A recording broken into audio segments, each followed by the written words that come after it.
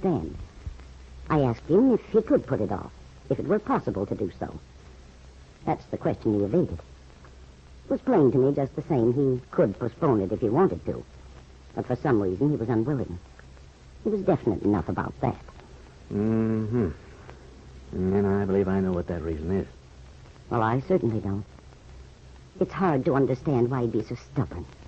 I mean, nobody questions the justice of Kit's being punished for what she did. But not right now. Not when she's in no condition to stand such a strain. To me, it's unthinkable that they insist on going ahead under the circumstances. Well, the explanation is even more unthinkable, as I see it. The explanation, Doctor? From what Miss Calvert told me after her father was here, I believe Ben Calvert himself is responsible for hurrying things up. Oh, Doctor, I can hardly believe it. Why, surely Ben... He must know how dangerous it could be to Kit's recovery. Yeah, I'm afraid he doesn't believe she's actually ill, Mrs. Lane. He doesn't. But how can he possibly doubt it? You've talked to him, haven't you? Oh, yeah. You've told him your diagnosis? Calvert seems to question my diagnosis.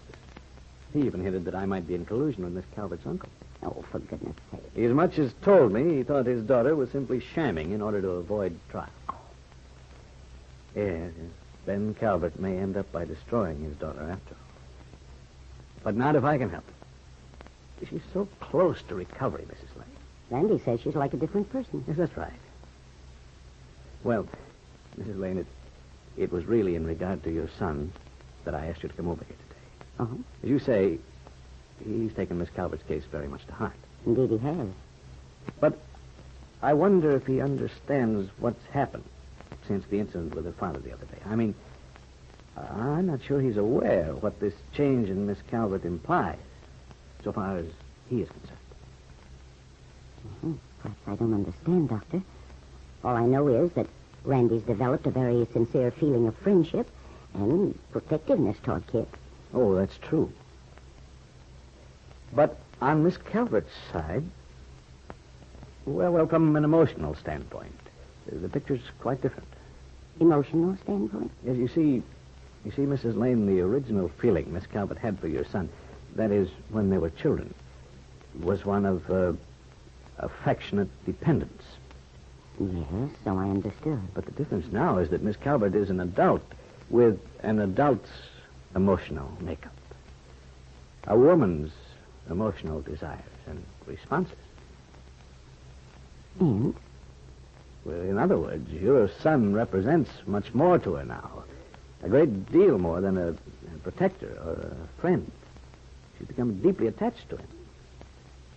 In fact, she thinks of him constantly. When he doesn't visit her for a day or two, she frets about it and becomes quite difficult. Well, isn't that quite natural, Doctor? She doesn't see many people. So Randy represents the outside world to her, I should think. The one she's on the verge of regaining. Well, I only wish it were that simple, but it isn't. I believe Randy's idea is very much like yours, Mrs. Lane, and that's why I felt it only fair to warn you both what he may be getting into. If you mean Randy may need to devote a great deal of his time to Kit, I believe he's quite prepared to, Doctor. At least until she's back on her feet. Yes, I understand that. That's just what I wanted to explain. I hesitate to make prophecies like this, but from what I know of Miss Calvert's emotional tendencies, I'm not at all sure her feeling for your son will disappear, even after she's back to normal. Yes, I can imagine it might take some time for her to break the habit of dependence on another person. We all have a tendency to cling to the security of someone else, haven't we? Well, that's perfectly true, Mrs. Lane. She may demand more and more from your son as time goes on. You mean even after she's well? Yes. I see. Well, I can't speak for Randy, of course. But I'm sure he'd want to continue his friendship with Kit after she's released. If it were a matter of friendship, there's no doubt you're right. But this isn't merely friendship. Not in the usual sense, I realize that. Well, you see, at present, their relationship is somewhat like that of doctor and patient. Randy's able to draw her out. She talks to him for hours, releasing so many of the suppressions and frustrations which she formerly withheld from everyone, even from her own conscious mind. And that's why his coming over to see her is so valuable. However, the more he does come, the deeper Miss Calvert's attachment will be. Yes. Well, I believe she's far enough along now so that she might continue to improve even if he decided not to see her anymore. Or it might slow things down, of course, but on the other hand, it might protect your son at the same time. Dr. Laraby, I appreciate your concern, and I'm sure Randy will, too. It's just beginning to dawn on me that you're trying to make me understand a very delicate situation. Well, I know I've been talking somewhat obscurely. In the first place, aware as I am of the strained relations between your family and the Calverts, I mean, it would be only natural you might be concerned at the thought that your son and Miss Calvert... I know what you mean, Doctor. You've been trying to tell me that Kit is in love with Randy. Am I right? Yes, Mrs. Lane, that's it. Miss Calvert is deeply in love with your son. For a long moment, Mary Lane was silent. She was remembering the unhappiness Kit Calvert had caused her family, her niece, Peggy Douglas. She thought back over the years, the bitter enmity Kit's father had for the Lanes.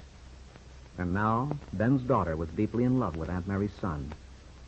She sighed, thinking of the strange tricks life plays on people. Watching, Dr. Laraby wondered. He wondered whether her sympathy was deep enough to overcome a very natural emotion, a mother's desire to protect her son.